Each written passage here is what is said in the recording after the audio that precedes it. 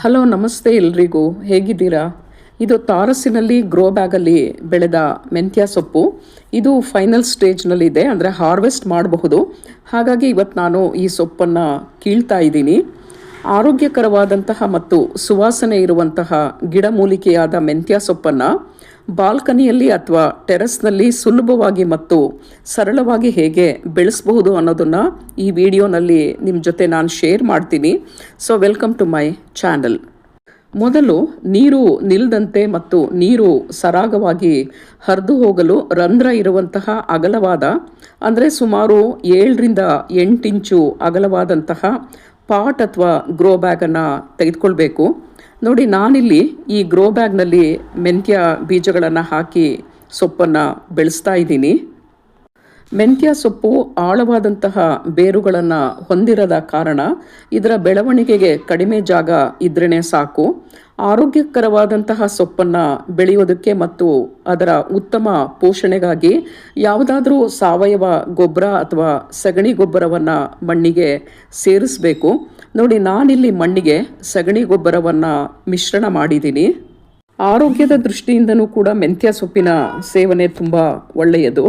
Diabetes control ಆಗೋದಕ್ಕೆ usually ಈ ಸೊಪ್ಪನ್ನು ಎಲ್ಲರೂ ಕೂಡ ಬಳಸ್ತಾರೆ. ಫೈಬರ್ ಮತ್ತು ವಿಟಮಿನ್ ಎ ಈ ಸೊಪ್ಪಲ್ಲಿ ಹೆಚ್ಚಿರೋದ್ರಿಂದ ಇದರ ಸೇವನೆ ಕಣ್ಣಿನ ಆರೋಗ್ಯಕ್ಕೆ ಬಹಳ ಒಳ್ಳೆಯದು.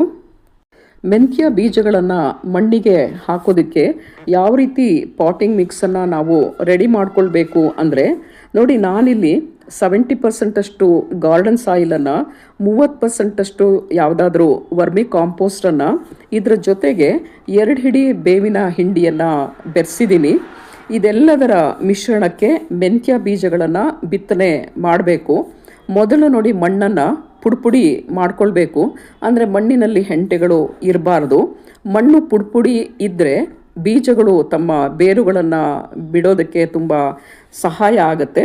ಹಾಗಾಗಿ ಮಣ್ಣನ್ನು ಆದಷ್ಟು ಪುಡಿ ಮಾಡ್ಕೊಳ್ಬೇಕು. ನಂತರ ಒಳ್ಳೆಯ ಗುಣಮಟ್ಟದ ಮೆಂತ್ಯ ಬೀಜಗಳನ್ನು ತೆಗೆದುಕೊಂಡು ಆ ಬೀಜಗಳನ್ನು ಈ ಮಣ್ಣಿಗೆ ತೆಳ್ಳಗೆ ಹಾಕಬೇಕು. ಅಂದರೆ ತುಂಬ ಒತ್ತೊತ್ತಾಗಿ ಹಾಕಬಾರ್ದು. ಬೇಕಾದರೆ ಮೆಂತ್ಯ ಬೀಜಗಳನ್ನು ರಾತ್ರಿ ಇಡೀ ನೀರಿನಲ್ಲಿ ನೆನೆಸಬೇಕಾದರೂ ಕೂಡ ಹಾಕಬಹುದು. ಮಣ್ಣಿಗೆ ಬೀಜ ಹಾಕಿದ ಮೇಲೆ ಮತ್ತೆ ಅದರ ಮೇಲೆ ಮಣ್ಣನ್ನು ಹಾಕಿಬಿಟ್ಟು ಮೆತ್ತಗೆ ಅದನ್ನು ಈ ತರಹ ಪ್ರೆಸ್ ಮಾಡಬೇಕು.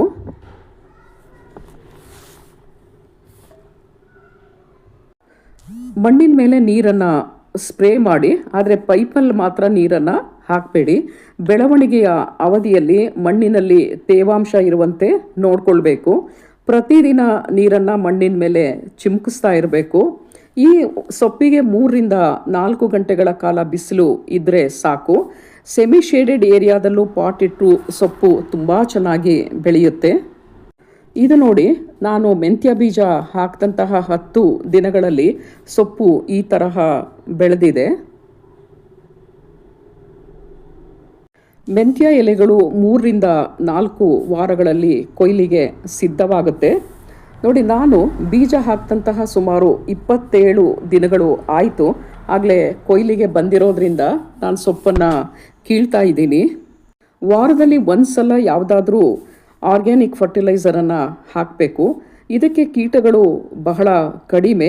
ಅಕಸ್ಮಾತ್ ಕೀಟಗಳು ಬಂದರೆ ಈ ಸಮಸ್ಯೆಯ ನಿವಾರಣೆಗೆ ಬೇವಿನ ಎಣ್ಣೆಯನ್ನು ಸ್ಪ್ರೇ ಮಾಡಿದ್ರೆ ಸಾಕು.